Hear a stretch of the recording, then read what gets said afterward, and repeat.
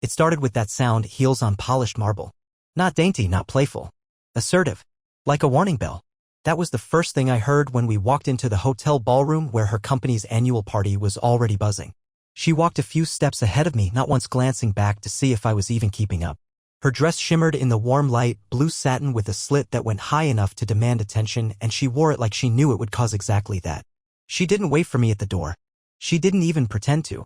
She stepped into the crowd like it was a stage built for her, and within seconds, people were orbiting her like moths to a flame. I stayed behind, still buttoning my jacket, already feeling like a +1 to someone else's life. Her boss, some broad-shouldered guy with a military haircut and a grin you don't trust, raised his glass at her. She winked.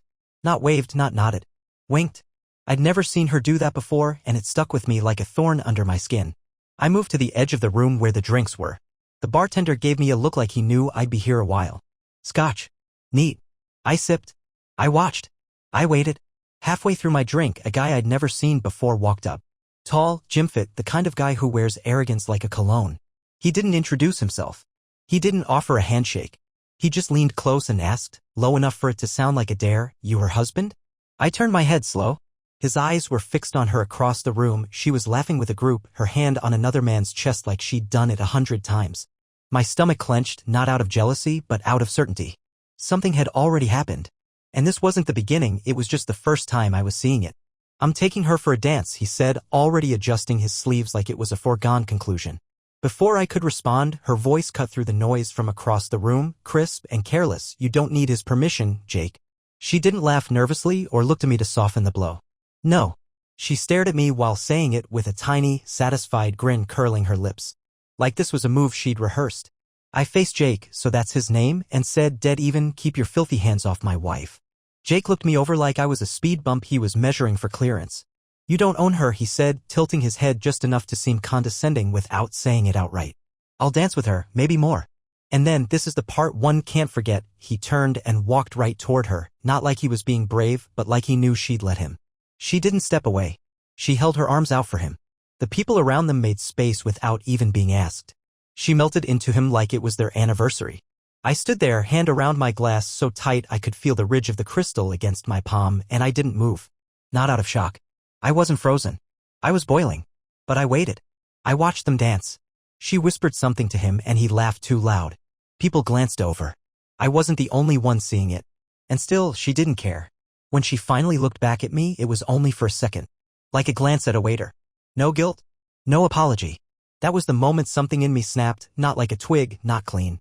Like rope unraveling fiber by fiber. I wasn't even sure what it was yet. But I felt it go. I didn't leave. That would have been too easy. Walking out would have let her win whatever game she thought she was playing. No, I stayed.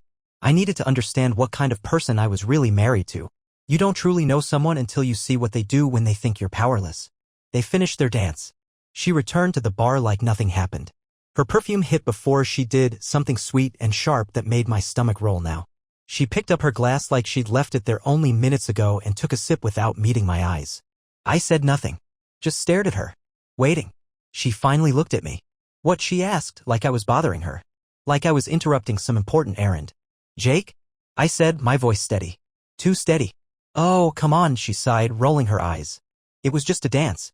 You're seriously doing this here?" "Maybe more," I repeated, not blinking. She paused. Her face didn't change. That bothered me more than anything. That she was prepared for this conversation meant she'd already decided what version of the truth she'd tell. "You heard him wrong," she said, too fast. "He was joking. You're being dramatic. Don't lie to me." "I'm not." Her voice sharpened, low enough that no one around could hear. "I'm not doing this here, okay? Don't embarrass yourself." She turned away from me to grab another drink from the bar.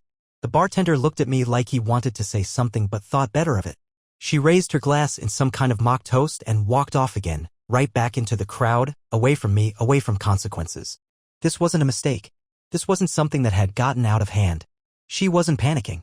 She was performing. I didn't follow her. Instead, I walked to a table, sat down, and started watching, really watching. Every move, every conversation she had. She touched arms when she laughed. She whispered more than she spoke. And more than once, Jake brushed past her again like they were keeping some unspoken rhythm no one else noticed. But I noticed. I noticed everything. About an hour later, when people were getting loose and the music had gotten too loud, I slipped away from the noise. I found the coat room near the entrance empty except for a few discarded jackets and an intern asleep on a bench. I waited there, leaning against the wall, heart hammering like a warning drum. 15 minutes later, they came in together. She didn't see me. They stumbled in, half laughing, her clutch in one hand, Jake's phone in the other. She was scrolling through something, photos maybe, or texts. I don't know. He closed the door behind them. She leaned in to whisper something and he reached for her hip. I stepped out of the shadows. She froze. He didn't. Well, Jake said, almost impressed. You again. She didn't move. Didn't speak. Just looked at me like a thief caught in the act who wasn't sorry, just annoyed that someone left the light on. You done pretending? I asked her. Or is this still just dancing? Her eyes narrowed. You followed me? I waited. Big difference. She scoffed, turning to Jake. This is what I'm talking about.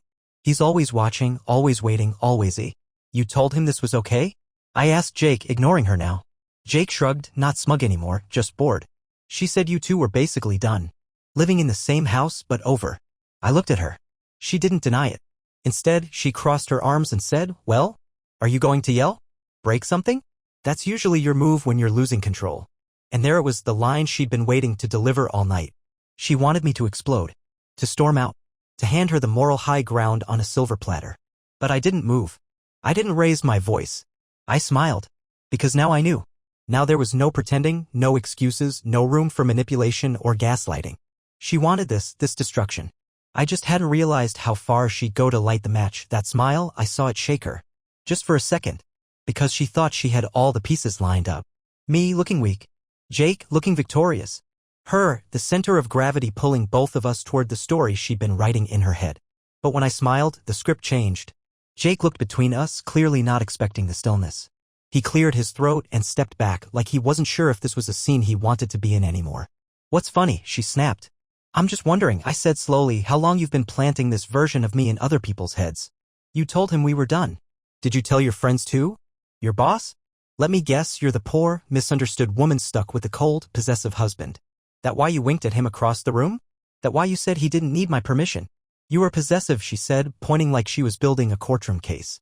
You showed up here tonight to what, spy on me? Monitor my behavior like I'm your employee. Jake raised his hands. Hey, I didn't come here to get between. Shut up, she hissed at him without even turning to look. And that's when I realized Jake wasn't her plan. He was just a piece. A disposable, replaceable piece in a larger pattern she'd been weaving. And the thing is, he saw it too. His smirk faltered. You lied to him, I said. You lied to me.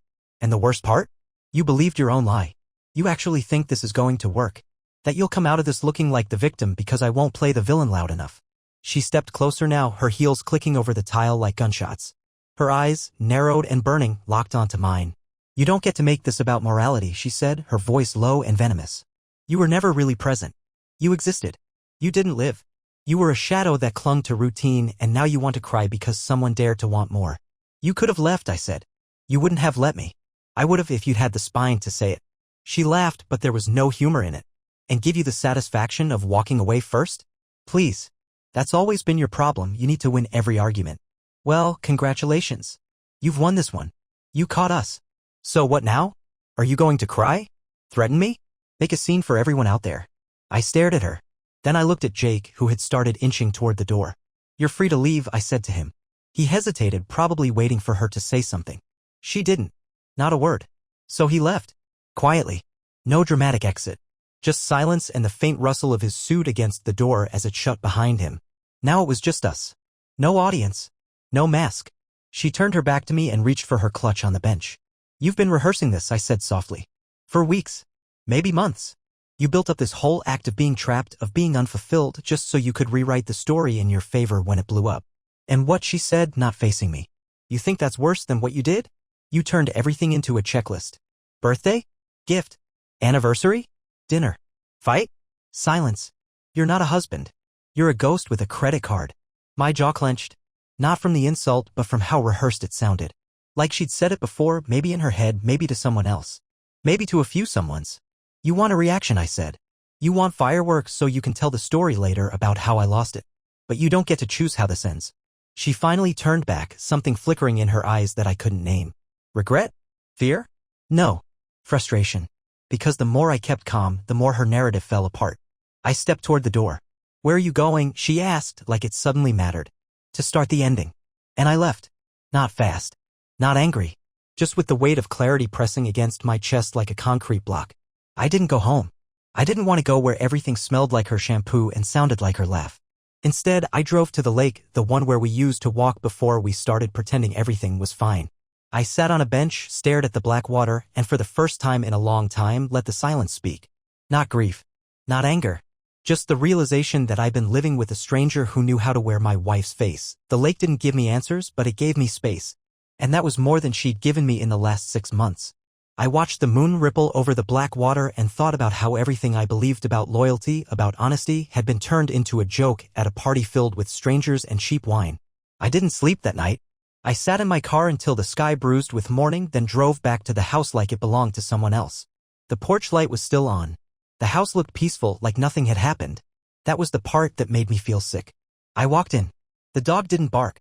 He didn't even get up. Just lifted his head from his bed in the corner like he sensed the storm behind my eyes and wanted nothing to do with it. She was already home. I could tell. Her keys were on the counter. Her heels were by the door, placed neatly, deliberately. Like she wanted to say, I was here. I belong here. This is still my domain. I found her in the kitchen, barefoot, eating yogurt like it was any other Tuesday. Didn't know if you were coming back, she said without looking at me. I didn't answer. I pulled out a chair and sat down across from her. You stayed out all night, she added. How dramatic. I didn't want to wake you, I said. You seemed tired after all the dancing. She finally looked up at me, spoon paused midair. Are we seriously still doing this? No, I said. We're doing something else now. A pause. Just long enough for tension to rise between us like smoke. She put the spoon down slowly with exaggerated patience. Let me guess, she said. You've had some kind of epiphany? You figured out that I'm the villain in your little story and now you're going to, what? Serve me divorce papers? Lecture me about morals? No lectures, I said. I'm just here to ask one question. She folded her arms, curious in that condescending way she had. Only one. I nodded. How many? Her expression didn't change at first. But the silence stretched. Too long. That was her tell. She didn't like silence. She preferred to talk her way into control. How many what? She asked, knowing full well what I meant. You know what? She leaned back in the chair. You're assuming a lot. I'm not assuming anything. I'm calculating. The patterns. The timelines.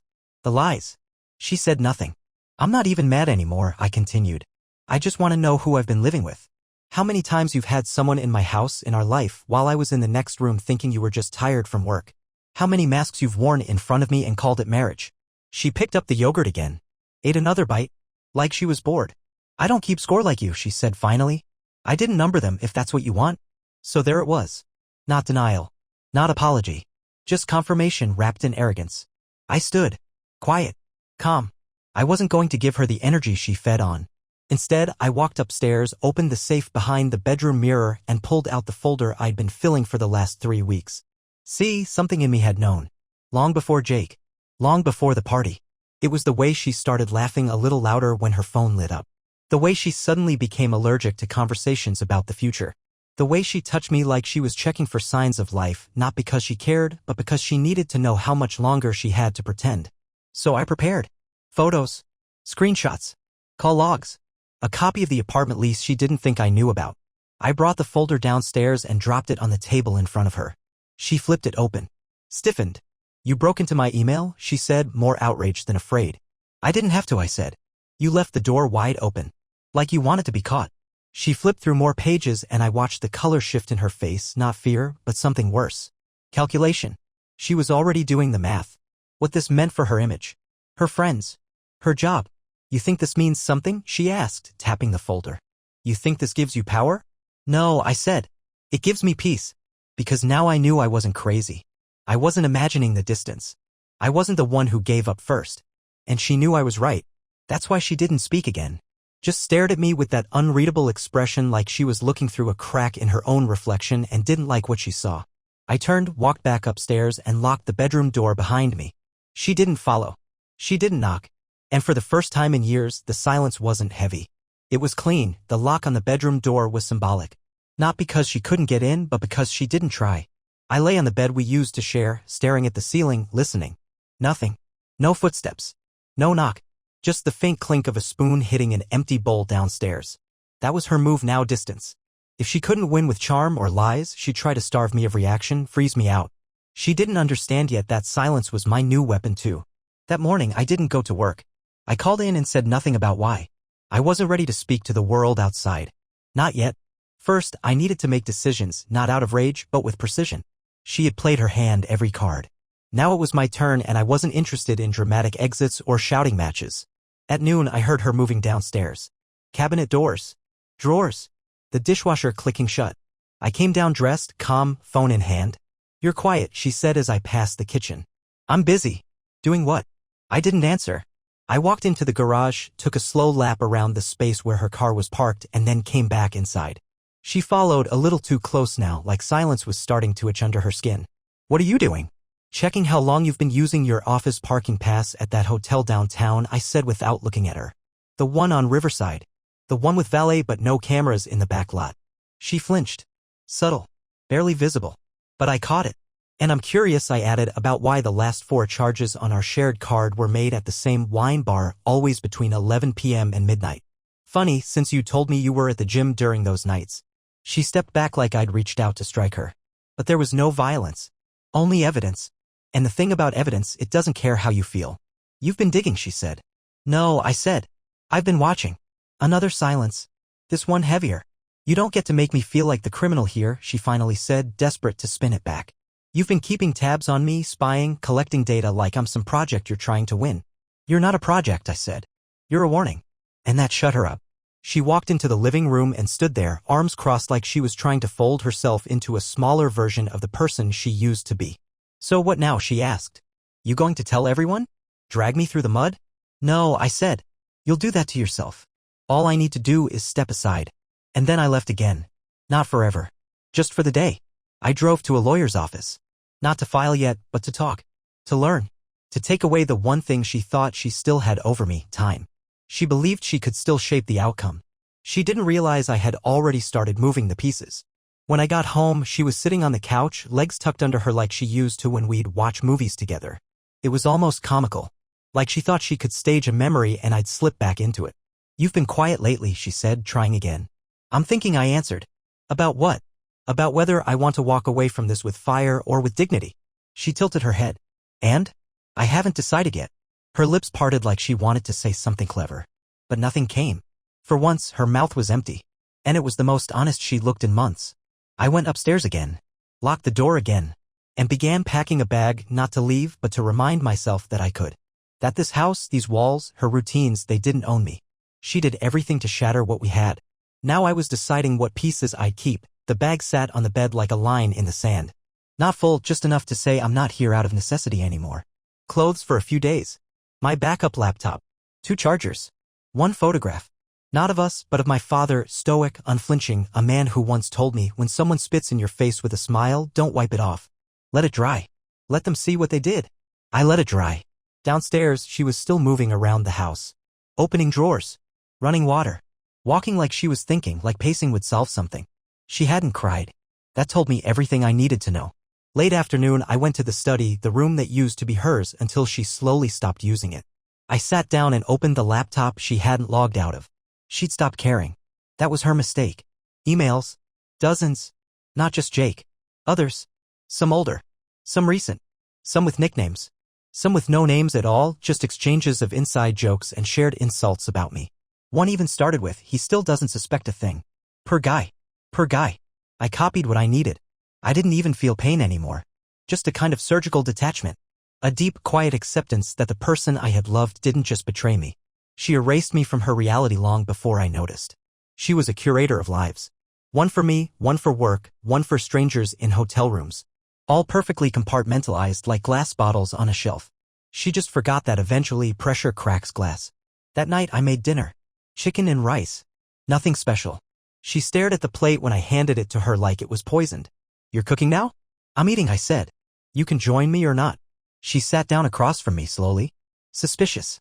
She tried to read me but found nothing to grip onto. I was smooth stone now. No edges to catch, no wounds left open. "This is weird," she said finally. "Is it? You're not yelling. You're not sulking. You're not reacting." "I've already reacted," I said. "You just weren't watching when it happened." We ate in silence. After dinner, I stood up and said, "We need to talk." She tensed but nodded. "I'm not going to fight for this," I said. Not because I'm weak, but because I don't want to. I don't want to be in a marriage where I have to win you back. I don't want a prize. I want peace. She opened her mouth, closed it, then said, so what? That's it? No, I said. There's paperwork, lawyers, logistics. You'll want to start looking for a place. She froze. You're kicking me out? You left a long time ago. I'm just catching up. Her face shifted then. Something cracked. Not sadness. Not regret. Panic. Because for the first time she wasn't in control of the moment. I have nowhere to go, she said quietly. Yes, you do, I said. You've had options for months. You just didn't think you'd need them. She didn't cry, but she looked down, hands clenched, lip twitching like a nerve had started to misfire. Can I stay until? You can stay in the guest room for 1 week. After that, I want you out. And if I don't? I leaned in, voice low. Then I'll let your parents, your boss, and your other inbox know who you've really been. I'll let Jake know the things you said about him to others behind his back. Her eyes widened. You think I only watched you cheat? I said. No. I watched you lie to everyone. I kept receipts. I have them all. I walked away. She didn't follow. Not that time. She just sat there at the table, staring at her empty plate like it had something left to say. The guest room door didn't shut all the way that first night. I heard her pacing again, barefoot this time. No heels, no perfume. Just the soft, persistent steps of someone suddenly aware they're unwanted. She didn't knock. She didn't speak. She just moved. In the morning, she was up early, too early. Makeup on. Dressed like she was going to brunch with someone who hadn't betrayed their entire marriage. But she was just sitting on the couch, scrolling through her phone like it owed her an apology. I walked past her without a word.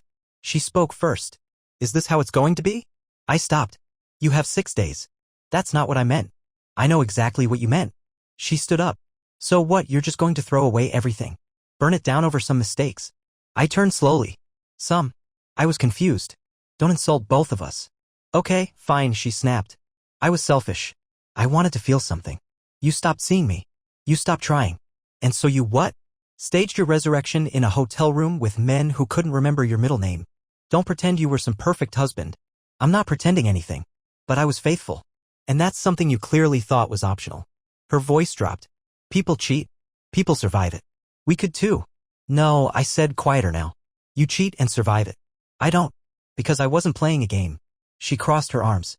So you're not even going to try? To fix this? Fix what? I laughed, but it was dry. You want to fix the optics. The fallout. You want to patch the illusion. I'm not interested in illusion maintenance. She didn't follow me when I walked into the kitchen. I heard her drop onto the couch hard. Silence again. But it wasn't the old silence, the tired, decaying one we used to sleep through. This one had sharp edges. A timer ticking under it. I went about my day like she wasn't there. But she was. And she started testing the walls of her new cage. Subtle things. Leaving notes on the fridge asking if I'd picked up groceries. Sitting at the kitchen table when I came home like she wanted to talk about logistics. Even offering coffee once with that brittle smile she wore when she wanted something from someone she thought was dumber than her. By day 3, she stopped trying to act civil. Jake's texting me, she said casually while walking past my room. I didn't respond. Just thought you'd want to know. He says he misses me. Still nothing. She stepped closer. He says he wants to see me again. I stood. Good. She blinked. What? I think you two deserve each other. That hit her in a place she didn't know she had. For a second, she looked like she might cry. Then she clenched her jaw and walked away like the house offended her. That evening, I saw her phone left on the kitchen counter. It lit up. Jake, you sure he's not going to lose it? She hadn't answered yet. I didn't touch it. I didn't need to. I let her read my silence the same way I used to read her laughter when it didn't belong to me. The next morning, the bag she packed sat near the door. 5 days early. She didn't tell me she was leaving. She just walked past me with her coat on, keys in hand, and said, "You'll regret this." I didn't answer. She left. And I stood in the quiet listening for the sound of the door clicking shut behind her. When it did, the house exhaled. The house was too quiet that first hour. It wasn't peace yet. Not really. It was more like the absence of something toxic that had been in the air so long my lungs didn't know what to do with clean. I walked through the room slowly. Her scent was still everywhere. The candles she always lit, cheap vanilla. The lotion she used on her hands. The shampoo that used to cling to the pillows even when she wasn't there. I opened windows. One by one. Let the cold air wash in. I didn't care that it was still early spring and sharp. I needed every trace of her gone. Not because I hated her. Not because I wanted revenge. Because I wanted truth. And she hadn't lived in it for a long, long time. The guest room was stripped. The sheets she used were still warm. A mug with half-drunk tea sat on the nightstand. There was a sock under the bed. One. Like she'd left it as a marker, proof she was there even when she wasn't. I didn't touch it. I left it. Let it rot if it wanted. I went into the closet next. Her side was mostly empty, but she'd left a few things, intentionally or not, I wasn't sure. A black coat. 2 scarves. A broken hair clip. But it was the empty hangers that hit hardest. Those useless wire ghosts of what used to be still there, still shaped like they held something important. They didn't. I went back downstairs and sat at the kitchen table. The same table where she used to eat with her leg draped over mine. The same table where she told me I'm not doing this here, like my heartbreak was an inconvenience. The same table where she said, so what now, as if she didn't already know. I opened my laptop. No hesitation this time. I deleted every photo we took in the last year. Every shared vacation. Every smiling selfie she posted to prove to the world that her life was stable. Behind each one was a lie, one I smiled through unknowingly like a man holding a burning match and calling it warmth. I didn't just delete her from my phone. I deleted the version of me that accepted what she gave. Then I opened a new document. Titled it, Inventory of the Truth. And I began to write. Not for her. Not for court. For myself. Every lie I had noticed and dismissed. Every moment I'd felt cold and called it winter instead of betrayal. Every night she said she was at work late and I believed it, brushing the dog in silence and telling myself she was just tired. The more I wrote, the lighter I felt. Not better. Not healed. Just unburdened. By midnight, the house was still. A kind of stillness that wasn't empty, it was ready. Ready for repainting. Ready for change. Ready to be mine again, even if I hadn't asked to inherit it this way. I didn't text anyone. Didn't call friends. Didn't tell family. This wasn't a story I was ready to share yet. Because the truth was I still didn't know what I was going to do with it. But at least now it was mine. The 5th day after she left, I stopped counting hours. I stopped watching the door, stopped checking my phone like it owed me closure. She was out. The silence held steady. I was sleeping better. Eating slower. Thinking in full thoughts instead of broken fragments. But healing is never clean. It doesn't move in a line. It was a Thursday when the knock came. Not loud. Just enough to stir the dog from his corner and send a slow wave of dread curling up my spine. I knew. Even before I opened it. She stood there. Same coat. Different face. Not smug, not angry. Just blank. Like she'd spent all 5 days practicing nothing at all. I left my charger, she said. No greeting. No apology. No how are you? I stared at her for a beat too long. That's what you came back for? She nodded. It's in the guest room, probably under the bed. You want me to get it? A pause. No, she said. I'll be quick. I stepped aside against my better judgment. Watched her pass through the doorway like a ghost that had been haunting the place even when it was gone. She moved fast straight to the guest room. I didn't follow. She came back a minute later holding the charger but not leaving. Not yet. She stood in the living room doorway looking around like she didn't recognize the place anymore. You rearranged the books, she said. I dusted them. I put things back where they made sense. She looked at me, eyes glassy. You changed everything. No. You did. Another pause. She set the charger down on the coffee table like it was a peace offering. I didn't expect it to feel this different, she admitted. This cold. That's because there's no lies in the air anymore. That stung her visibly. I don't know what I thought would happen, she said, voice smaller now. I didn't expect to miss it this fast. You don't miss me, I said. You miss the version of yourself you got to be around me. The one who looked good from the outside.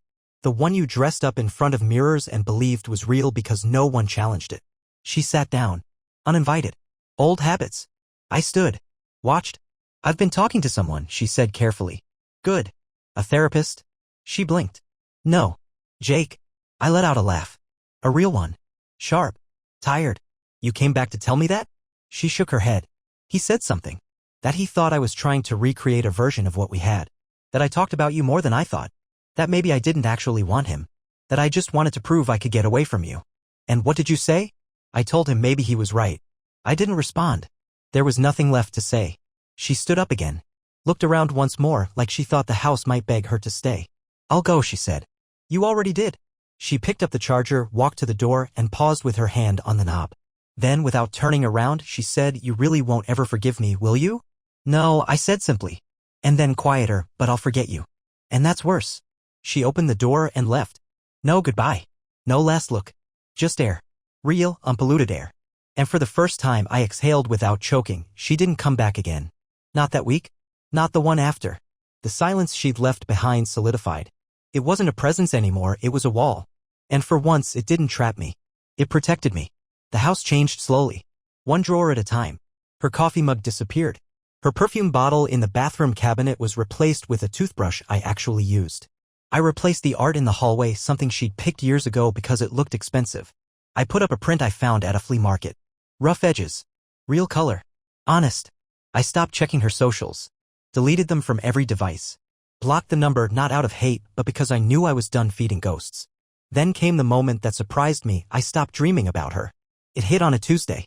I woke up, made coffee, fed the dog, and halfway through breakfast realized I'd slept 8 straight hours. No midnight spirals. No images of her face twisted in that awful mix of contempt and pity. Just sleep. And when you sleep clean, you think clearer. I met with the lawyer again. This time I signed everything. Uncontested. No spousal support. No shared assets beyond what I had already accounted for. She hadn't fought it. She knew better. The folder I kept in my desk made sure of that. I dropped the papers off, came home, and sat down in the chair by the window. The same chair I used to sit in wondering if I was crazy. If maybe I was the one making things up. If maybe I was too sensitive, too demanding, too blind to see the cracks were my fault. But now I sat there as someone who knew exactly what had happened. And I wasn't broken. Not anymore. I wasn't waiting for healing like it was something owed to me. I wasn't counting days or replaying old fights. I was just living. One day, I ran into her brother at a gas station. He looked at me like I was a news story he wasn't sure how to approach. She told us you just gave up, he said. I smiled. She always did know how to reframe things. You doing okay? I'm doing better than I've ever done. He nodded, looked down at the pump, then added, she's not. I didn't ask for details. Because I didn't need them. I wasn't angry anymore. I wasn't bitter. I wasn't waiting for karma. I was just glad I'd walked away when I did. Glad I kept my hands clean, even if she'd wiped hers on everything we built. If someone asked me now what I learned, I'd say this. Pay attention when someone tells you who they are, especially when they don't use words. Don't fall in love with potential. Don't build a home in someone else's performance. And never mistake survival for loyalty.